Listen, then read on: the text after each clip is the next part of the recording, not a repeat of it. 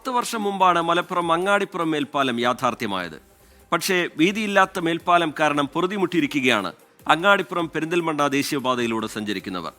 ദിനംപ്രതി ഗതാഗതക്കുരുക്ക് രൂക്ഷമായ കാഴ്ചയാണ് ഇവിടെ നിന്ന് കാണാൻ സാധിക്കുക. ആശുപത്രികളുടെ നഗരമാണ് പെരിന്തൽമണ്ണ. പെരിന്തൽമണ്ണയിലേക്ക് അയൽ ജില്ലകളിൽ നിന്നെത്തുന്ന ആംബുലൻസുകളും ഒക്കെ ഗതാഗതക്കുരുക്കിൽപ്പെടുന്നത് സ്ഥിരം കാഴ്ചയായി മാറുന്നു. ബദൽ സംവിധാനമായി കൊണ്ടുവന്ന ഒറോടം പാലം ബൈപ്പാസ് ഇപ്പോഴും കടലാസിൽ ഒതുങ്ങി നിൽക്കുന്നു.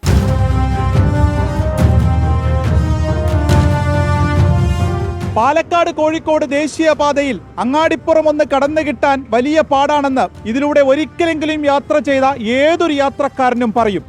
അത്ര വലിയ ഗതാഗതക്കുരുക്കാണ് എല്ലാ ദിവസവും.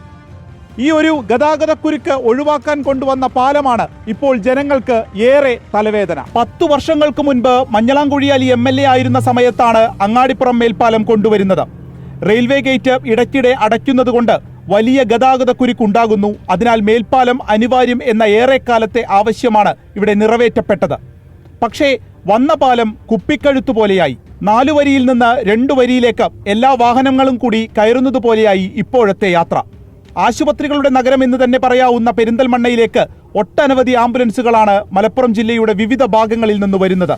പക്ഷേ അങ്ങാടിപ്പുറം കടന്നു കിട്ടിയാൽ ഭാഗ്യമെന്ന് മാത്രം. തളി ക്ഷേത്രത്തിന്റെ മുൻപിൽ നിന്ന് ആരംഭിക്കുന്ന ഈ കുരുക്ക് പെരിന്തൽമണ്ണ ജൂബിലി ജംഗ്ഷൻ വരെ എന്നും നീളും. ഇവിടുത്തെ അവസ്ഥ ജനയുടെ അവസ്ഥ ഏതേരോ തട്ടലോ മുട്ടലോ ഈ കുടുക്കും ഇതൊക്കെ തന്നെ ഇവിടുത്തെ പ്രശ്നം തന്നെ. ഏതേരോ ഉണ്ട് 24 മണിക്കൂർ തന്നെയാണ്.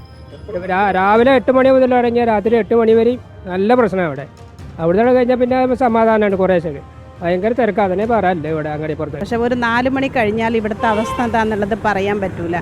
അതിൻ്റെ ഇടയിൽ കൂടെ ഇവിടെ പിന്നെ ഒരു 4 വോട്ടിന് വേണ്ടിയിട്ട് ചെയ്ത ഒരു പാലമാണിത്. മഞ്ഞളാംകുഴി അലിയുടെ ഒരു പാലാണ്. അലിയുടെ പാലം എന്ന് പറഞ്ഞാൽ തന്നെ കുപ്പിക്കഴുത്ത് എന്നാണ് ഇപ്പം പേര് വന്നിട്ടുള്ളത്. കാരണം വേറെ എവിടെയും ഇല്ലാത്തൊരു പാലാണ്. ഈ കേരളത്തിൽ എവിടെയില്ല അങ്ങനത്തെ ഒരു പാലം. ഡെയിലി ആക്സിഡൻ്റാണ് ഇവിടെ. അത്രയും കുരുക്കാണ് ഇവിടെ ഉള്ളത്. ആംബുലൻസ് ഒരു ദിവസം എത്രയാണ് പോകുന്നതെന്നുള്ളത് എനിക്കറിയില്ല. അത്രയും ആംബുലൻസാണ്. ഇപ്പം നിങ്ങൾ ഇപ്പം ശ്രദ്ധിച്ചിട്ടുണ്ടാവും. വന്നിട്ട് ഒരു 10 മിനിറ്റിൻ്റെ ഉള്ളിൽ 2 ആംബുലൻസ് ഇപ്പോൾ ഇവിടെ പോയിട്ടുണ്ട്. അപ്പം അങ്ങനത്തെ ഒരു അവസ്ഥയിലാണ് ഇത്. നിർമ്മാണ സമയത്ത് തന്നെ പാലത്തിന്റെ വീതി കുറവ് ഏറെ ചർച്ചയായിരുന്നു. പെരിന്തൽമണ്ണയിലേക്കുള്ള മഞ്ചേരി, വളാഞ്ചേരി, മങ്കട, പരിയാപുരം തുടങ്ങിയ ഭാഗങ്ങളിൽ നിന്നുള്ള ബസ്സുകളും മറ്റു വാഹനങ്ങളും കൂടി അങ്ങാടിപ്പുറം ജംഗ്ഷനിലേക്ക് എത്തുന്നതോടെ കുരുക്ക് വീണ്ടും മുറുകും. തിരുമാതാംകുന്ന് ക്ഷേത്രത്തിന് മുൻവശം പോലീസുകാർ നിന്നാണ് നിയന്ത്രിക്കുന്നത്. പക്ഷേ വാഹനങ്ങൾ ഒരുമിച്ചെത്തിയാൽ നിയന്ത്രണാതീതം. ഒരു പ്രതിവിധിയായി വർഷങ്ങളായി പറഞ്ഞു കേൾക്കുന്നതാണ് ഓരോടം പാലം മാനത്തുമംഗലം ബൈപ്പാസ്. സർവേകൾ പലത് കഴിഞ്ഞെങ്കിലും ഇപ്പോഴും കടലാസിൽ തന്നെയാണ്.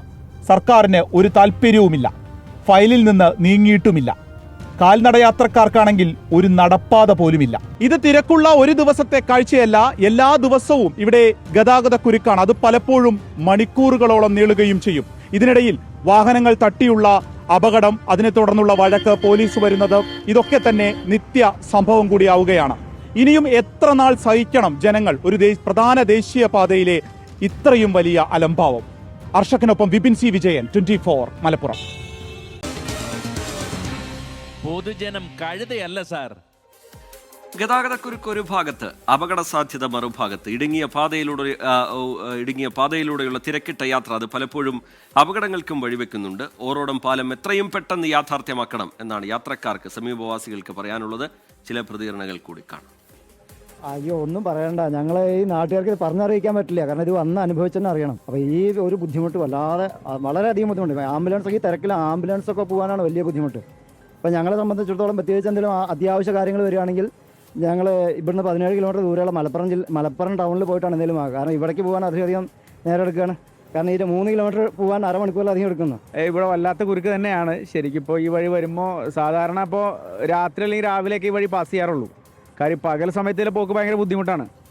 ഇപ്പം നമ്മൾ ഈ പാലം ഉണ്ടാക്കിയത് എന്തിനാന്നുള്ള കാര്യം തന്നെ ഇപ്പോഴും നമ്മൾ ഭയങ്കര കൺഫ്യൂഷനിലാണ്. കാര്യം അന്ന് ആകെ 5 മിനിറ്റ് മാത്രം അടച്ചാൽ മതിയായിരുന്നു ഒരു ട്രെയിൻ പാസ് ചെയ്യാനായിട്ട്. ഇതിപ്പോൾ നമ്മൾ മണിക്കൂറോളം കാത്തിട്ടെടുക്കേണ്ട അവസ്ഥയാണ്. ഇപ്പോൾ ഇവിടെ നിന്നൊരു ഹോസ്പിറ്റൽ കേസ് വന്നാൽ പോലും, ഇപ്പോൾ മെഡിക്കൽ കോളേജിൽ കൊണ്ടുപോകണേ പോലും അത്ര ബുദ്ധിമുട്ടാണ് ഈ വഴിയിൽ നമ്മൾ പോകാനായിട്ട്. സാധാരണ ഞങ്ങളൊക്കെ ഈ സമയത്ത് യാത്ര ഒഴിവാക്കാറ് പതിവ്.